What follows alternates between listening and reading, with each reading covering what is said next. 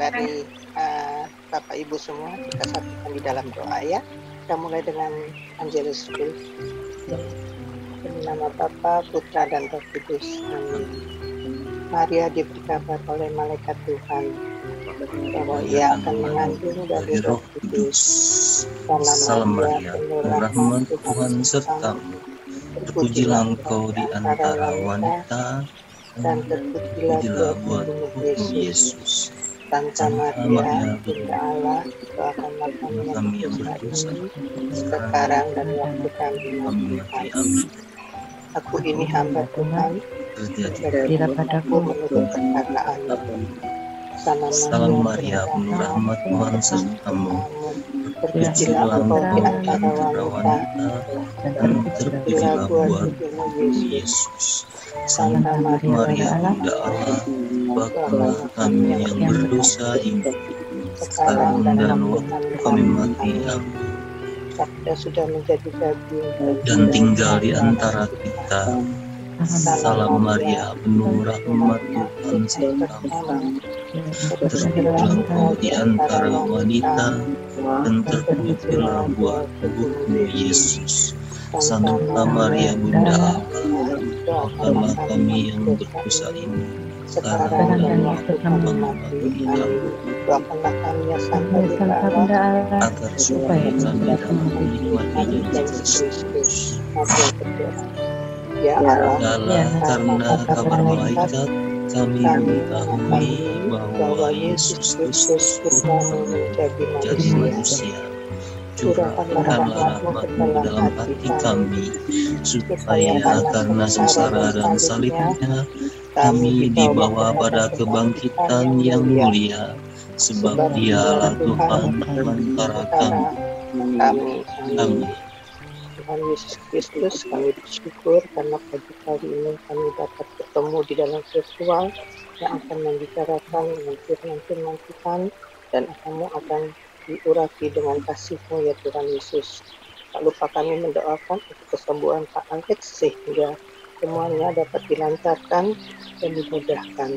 Bapa di surga, berkatilah kami semua dalam persekutuan ini dari awal hingga akhir, sehingga apa yang Engkau rencanakan kepada kami dan itu menurut kehendak-Mu terjadilah. Terima kasih ya Bapa, kami mohon pengurapan-Mu juga untuk hamba kami Romo Gunawan. Terima kasih ya Tuhan Yesus. Amin. Dalam nama Bapa, Putra dan Roh Kudus. Amin.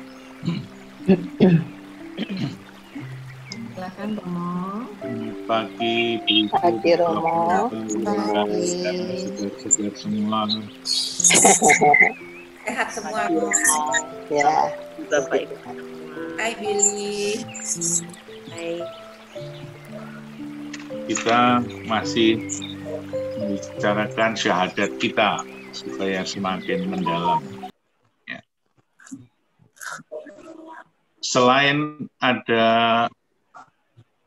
ajaran-ajaran yang disebut bid'ah atau ajaran sesat dari Arius, ternyata ada ajaran-ajaran yang dalam waktu bersamaan itu muncul. Kalau Arius itu mengatakan bahwa Yesus itu bukan Tuhan, jadi kealahan Yesus dipertanyakan, dipersoalkan, sehingga gereja kemudian meluruskan dengan syahadat yang panjang bahwa Yesus itu sehakikat dengan Bapa. Tetapi juga ada ajaran sesat yang lain yang dipelopori oleh namanya Nestorius. Maka kelompok-kelompoknya, pengikutnya disebut Nestorian. Mungkin kita pernah dengar. Gereja Nestorian. Gereja Nestorian itu mengatakan apa? Bahwa Yesus itu dua pribadi dan dua kodrat. Itu luar biasa, dua pribadi, pribadi Allah, pribadi manusia, kodrat Allah, kodrat manusia. itu juga ditolak oleh gereja. Karena gereja mengajarkan satu pribadi Yesus, dua kodrat Allah dan kodrat manusia. Ada lagi ajaran tentang triteisme. Tri itu tiga, teisme Tuhan. Jadi tuduhan bahwa gereja Katolik itu percaya bahwa Allahnya tiga, itu bukan hanya zaman sekarang, tetapi sejak zaman dahulu sudah ada. Itu juga ada pada abad ketiga, triteisme. Lalu macam-macam ajaran-ajaran yang sesat itu diselesaikan di dalam Konsili Nisea Konstantinopel.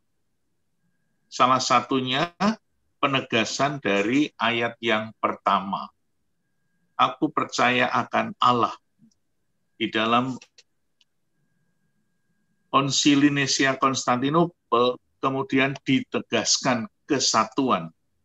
Aku percaya akan satu Allah. Maka kata-kata ini menjadi sebuah jawaban bahwa gereja Katolik mempunyai kepercayaan Allah yang satu. Bukan tiga Allah, Bapa, Putra, dan Roh Kudus, tetapi Allah yang satu. Kesatuan Allah ini menjadi sangat penting. Karena apa? Karena di dalam ajaran-ajaran yang ada di sekitarnya sejak zaman Perjanjian Lama itu, memang ada ajaran-ajaran dari bid'ah-bid'ah atau ajaran-ajaran di sekitarnya mempercayakan pada Allah yang bermacam-macam, khususnya di dalam dunia Yunani itu kan percaya pada banyak dewa. Dalam Perjanjian Lama kita mengenal dewa Baal, dewa Baal yang seringkali mengganggu kehidupan umat Israel. Dalam sejarah Israel, dewa Baal terkenal sekali sehingga dalam perjalanan rohani dari Mesir sampai ke Israel dan dalam perjalanan rohani umat Allah pada masa kerajaan, itu dewa Baal itu selalu mengganggu kehidupan orang-orang Israel yang sudah ditanamkan oleh Musa bahwa Allah itu Allah yang esa, Allah yang satu. Tetapi di sekitarnya itu selalu mengganggu iman orang Israel.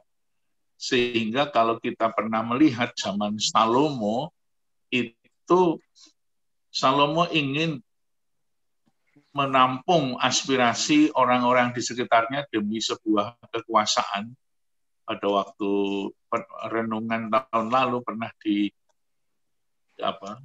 dikatakan di dalam pertemuan kitab suci di lingkungan ya dari keuskupan ya.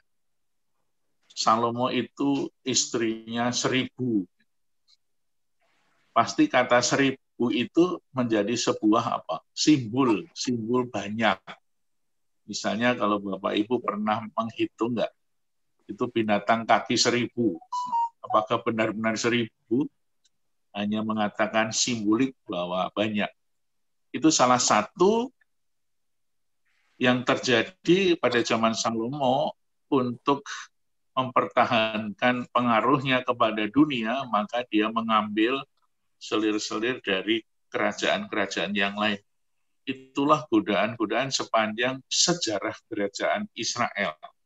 Ada banyak dewa, ada banyak pemahaman yang mengaburkan ya, kepercayaan akan Allah yang esa. Sehingga pernah terjadi di dalam bait Allah itu ditempatkan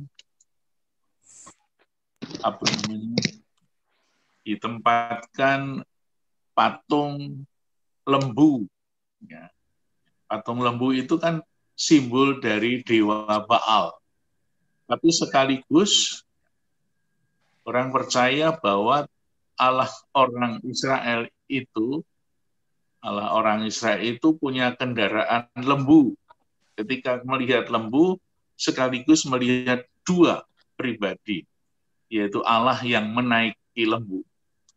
Yang kedua, lembu bagi orang-orang yang bukan Israel menjadi sebuah patung untuk menyembah dewa Baal. Dan perjalanan rohani umat Allah perjanjian lama dan sampai perjanjian baru itu selalu tergoda oleh ajaran-ajaran yang ada di sekitarnya. Oleh karena itu, dari awal, aku percaya akan Allah, kemudian ditegaskan lagi oleh gereja menjadi aku percaya akan satu Allah yang sekarang kita imani sebagai Allah yang Esa, Bapa, Putra, dan Roh Kudus dalam kesatuan Tritunggal Maha Kudus. Pemahaman Tritunggal Maha Kudus yang sudah dicanangkan sejak semula, itu memang tidak mudah sampai sekarang. Santo Agustinus, dan dengan cerita yang sangat terkenal, itu hampir semua orang tahu dari kecil sudah diceritakan ketika Agustinus, termasuk Agustinus itu orang yang teolog terkenal yang juga menguraikan tentang kealahan kesatuan Allah Tritunggal Maha Kudus. Tapi sebelumnya dia pernah berjalan-jalan di pantai, bukan? Di pantai memikirkan bagaimana itu Allah Tritunggal Maha Kudus, 3 kok menjadi 1. 1 tambah 1 tambah 1 kok 1. Tapi kalau yang tambah itu menjadi kali, 1 kali 1 kali 1 ya tetap 1. Nah, Santo Agustinus memikirkan di pantai, berjalan-jalan di Afrika sana karena dia tipu. Memikirkan tentang Allah Tritunggal Maha Kudus, jalan di pantai terus-menerus bagaimana. Nah, suatu hari dia ketemu dengan seorang anak kecil, bukan? Anak kecil yang berlari-lari di pantai. Dia membuat sebuah lubang di pantai, kemudian ambil tempurung, mengambil air dari laut, kemudian memasukkan ke dalam lubang yang kecil itu. Terus berkali-kali, lalu ketemulah Agustinus dengan anak itu. Anak, kamu ngapain? Mau lari-lari sana-sini dari laut ke lubang itu, ngapain? Anak itu menjawab, aku mau memasukkan seluruh air laut itu ke dalam lubang ini. Tentu Agustinus itu kemudian mengatakan, apa? Kamu sinting. Ya. Bagaimana mungkin? Yang sinting saya atau Bapak Agustinus. Bapak Agustinus juga sinting, mau memasukkan kebesaran Allah sendiri dalam otak manusia yang sangat terbatas. Bapak yang sinting, anak itu kemudian hilang. Nah, rupa-rupanya ajaran Tritunggal Maha Kudus itu bukan mau mengajarkan tentang Allah itu 3 atau 1. Itu kalau kita ditanya, itu sama sulitnya. Mengatakan Allah itu 3 dan Allah itu 1 itu juga sama susahnya. Kalau kita ditanya Allahmu 3 ya, coba terangkan Allahmu itu 1 seperti apa? 1 apa? 1 bungkus, 1 dus, 1 apa? Bentuknya seperti apa? Tidak pernah bisa dijelaskan juga. Maka sejak zaman Musa itu ada satu tradisi bahwa Allah tidak bisa digambarkan dengan apapun juga.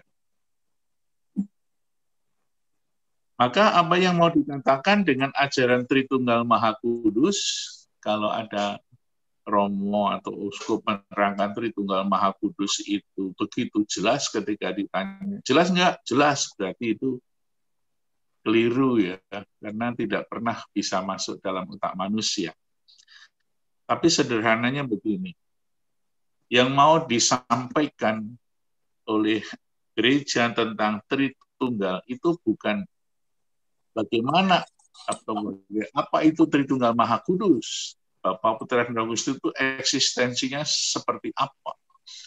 Kita tidak pernah bisa mengenal orang lain, apalagi Allah yang begitu agung luar biasa.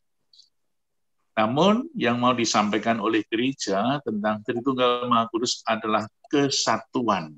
Kesatuan Allah Tritunggal Maha Kudus yang mungkin secara kitab suci sedikit bisa dijelaskan melalui Injil Yohanes tentang firman yang menjadi manusia dan tinggal di antara kita.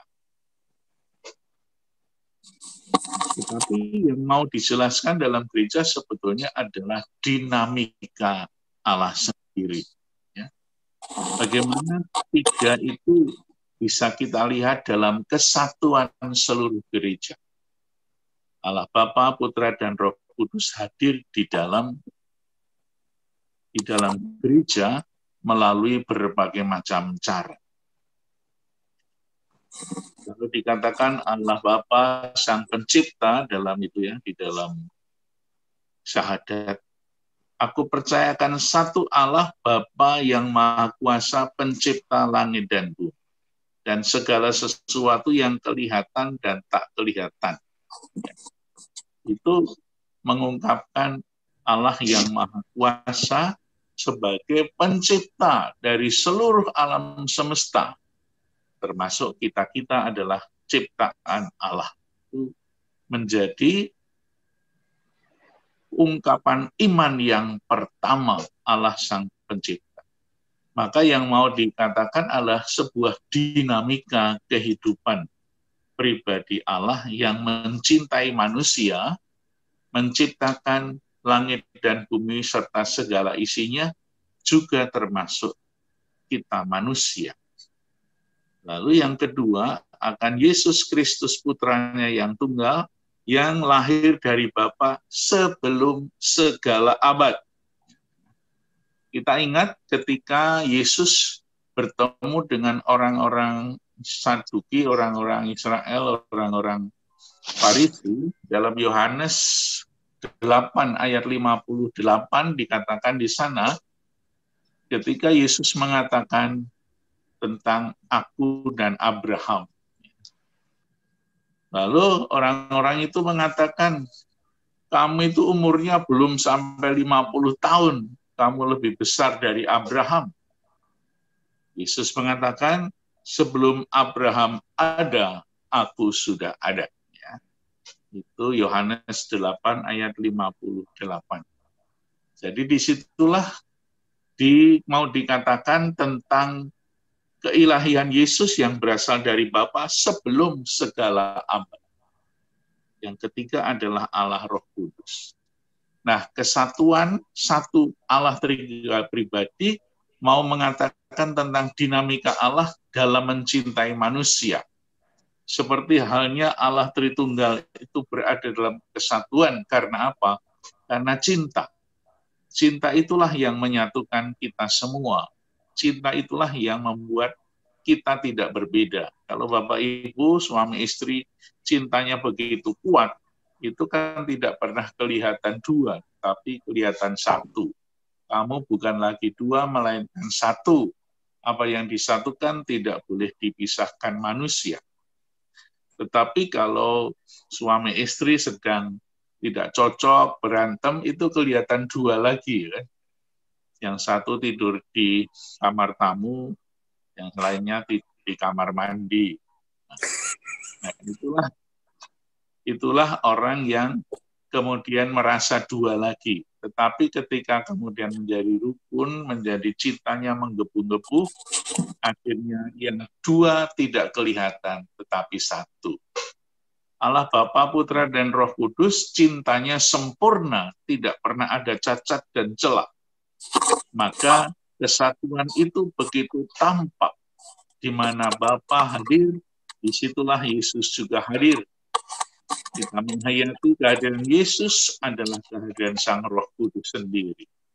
Sehingga Tritunggal Maha Kudus menjadi pelajaran bagi seluruh umat Katolik yang ada di dunia, sehingga gereja kemudian nanti disebut gereja Katolik yang kudus, karena kekudusan Allah menjadi sebuah perwujudan dari cinta manusia, cinta antar kita semua. Cinta antar manusia berkiblat pada cinta Allah sendiri. Maka nanti kita menyebut gereja itu umat Allah yang kudus karena apa? Kita menuju terus-menerus menuju kepada kekudusan Allah. Kita adalah umat Allah yang selalu dibimbing, dicintai, supaya kita selalu menjadi kudus. Maka orang-orang pada zaman dahulu, para martir, orang beriman disebut kudus, karena selalu dijiwai oleh Tritunggal Maha Kudus. Kira-kira itu tentang syahadat di bab ayat yang pertama. Mungkin ada yang mau men-sharingkan tentang pengalaman bagaimana menghayati Allah Tritunggal Maha Kudus. Itu Bu Regina. Ya, terima kasih Romo. Bapak Ibu yang ingin bertanya atau mau menanggapi atau sharing, silakan. Mengenai Tritunggal Maha Kudus ini intinya ya Mo ya. Ya, itu syahadat ya, yang pertama. Ada yang tanya? Saya mau nanya Bu Re. Boleh, silakan monggo Bu Indah. Ya. Ini Romo sehubungan dengan Tritunggal itu yang tadi Romo juga bilang kan, kalau saudara lain kan bilang, wah Tuhanmu 3 ya gitu. Nah itu cara jawabnya piye Romo? Coba terangkan juga. Kalau kamu percaya kepada apa? Kepada Allah yang satu. Ketuhanan yang Maha Esa. Coba jelaskan gitu. Gantian ditanya aja. Gitu ya. Kayak apa sih gitu Tuhan yang Maha Esa itu? Iya. Kalau percaya pada Tuhan yang satu, coba jelaskan. Kan dia juga nggak bisa. Kita aja nggak bisa ya Allah satu apa gitu. Kalau kita mau menjelaskan tentang Tritunggal Maha Kudus, memang mulai dari Injil Yohanes bab 1 ayat 1 itu. Bahwa Yesus Kristus yang hadir menjelma menjadi manusia itu berasal dari Allah Bapa. Firman itu menjadi manusia. Pada awalnya ada firman, firman menjadi manusia. Berarti itu berasal dari pusatnya, dari Allah sendiri. Makasih Romo. Ada lagi? Kalau enggak ada, saya yang tanya nih Mo. Mo, saya mau menanggapi tentang dosa menentang Roh Kudus. Kan ada di ayat itu kalau sebab itu aku berkata kepadamu segala dosa dan hujat manusia akan diampuni, tetapi hujat terhadap Roh Kudus tidak akan diampuni. Nah, apabila seorang mengucapkan sesuatu menentang anak manusia, ia akan diampuni. Lah, anak manusia dalam hal ini kan Yesus. Kalau kita menentang Yesus, artinya putra, itu diampuni. Tapi kalau kita menghujat Roh Kudus, kok kita tidak diampuni? Di dunia juga tidak, di dunia yang lain juga tidak. Mo, ini bagaimana Mo dengan pemahaman Tritunggal Maha Kudus yang barusan disampaikan Mo? Pertanyaan yang sulit ya Bu ya. Nanti ditanyakan di KPKS saja. Nah, kalau kita melihat kalau Yesus disebut anak manusia itu kan ditampilkan kemanusiaan Yesus ya, yang mempunyai roh. Kalau kita ditanya seperti itu dalam pertanyaan kepada Petrus ya. Ketika Petrus ditanya, siapakah menurut banyak orang anak manusia itu? Itu beda sendiri dalam Matius dengan Markus. Anak manusia adalah pribadi Yesus yang ditampilkan dalam kuasa ilahi. Tetapi masih di dalam kerangka kemanusiaan. Kalau manusia itu menolak kemanusiaan Yesus, itu masih mendapat pengampunan. Tapi kalau manusia itu menolak eksistensi terdalam dari kehadiran Allah, itu Allah sendiri, maka lalu mau kemana dia? Karena apa? Segala sesuatu kan berasal dari Allah sendiri. Allah menjadi satu-satunya yang menguasai hidup dan matinya manusia, menguasai alam ciptaan Allah seluruhnya.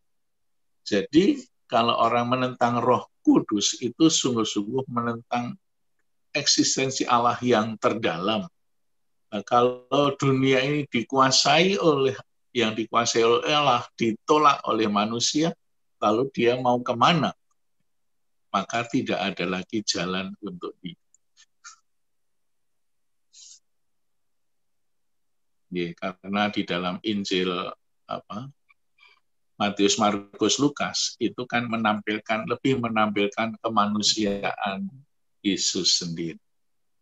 Itu tidak ada dalam Injil Yohanes. Nanti ya Bu ya, di KPKS coba lebih jelas kan. Para ahlinya. Bu Yana sama Bu Yanti yang menjelaskan. Rama, ya. Ini kemarin saya bacaan kitab suci yang kemarin. Ini kita kenalkan Tritunggal Maha Kudus, Allah Bapa, Allah Putra, Allah Roh Kudus. Nah, kemudian kemarin saya baca, saya sempat bingung juga ini. Pada waktu itu di Lukas 10, 21-24, pada waktu itu juga bergembiralah Yesus dalam Roh Kudus.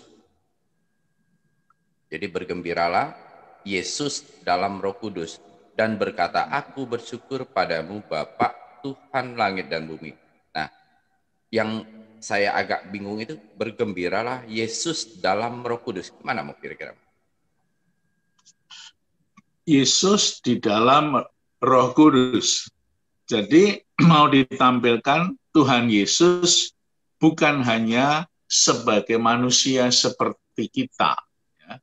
Sejak dari awal, Yesus itu selalu dinaungi oleh Roh Kudus.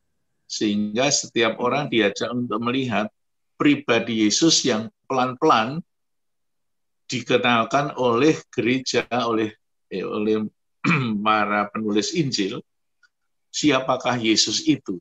Yang nanti pada akhirnya, setelah Yesus selesai, orang baru melihat Yesus dan yang sungguh dinaungi oleh Roh Kudus. Ya, ketika Yesus dibaptis juga kelihatan di sana, inilah anakku yang terkasih. Di sana kelihatan burung merpati turun dari surga. Jadi kemanusiaan Yesus tidak seperti manusia kita, tetapi Yesus adalah satu dengan Roh Kudus dalam Tritunggal Maha Kudus. Nah, itu yang seringkali tidak dilihat oleh orang-orang Farisi, selalu mencari dan minta tanda. Tanda apakah yang bisa kamu tunjukkan kepadaku bahwa engkau berasal dari Allah? Dan itulah pelan-pelan kemudian baru terpenuhi, terlihat, diimani oleh umat Kristiani dan seluruh umat bahwa Yesus ketika wafat dan bangkit, disitulah kealahan Yesus diimani sebagai fondasi dasar bagi umat Kristiani.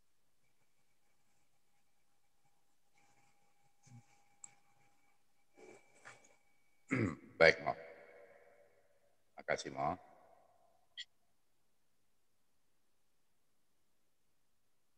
Ada yang lain?